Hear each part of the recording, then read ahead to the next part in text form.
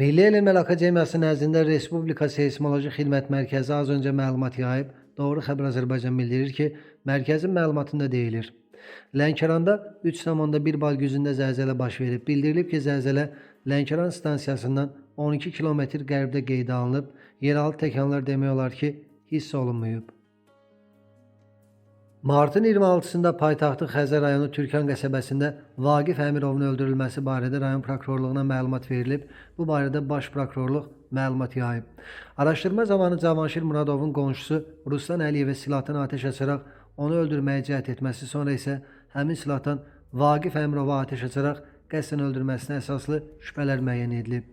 Faktla bağlı Xəzər rayon prokurorluğunda Cinayət Məcəlləsinin 120.1-ci qəsdən adam öldürmə və 29,120.2.7-ci qəsdən 2 və ya daha çox şəxsi öldürməyə cəhd etmə maddələri ilə cinayət işi başlanılaraq ibtidai istintaq aparılır. Cinayəti törətməkdə şübhəli bilinən Muradov rayon prokurorluğu tərəfindən iş üzrə şübhəli şəxs qismində tutulub.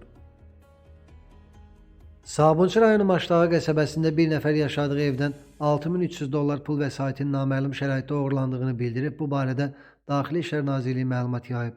Sabunçu rayon polis idarəsi 14-cü polis şöbəsi əməkdaşlarının keçirdikləri tədbirlərlə əməli törətməkdə şübhəli bilinən 28 yaşlı Əlizadə müəyyən edilərək saxlanılıb. Faktla bağlı araşdırma aparılır.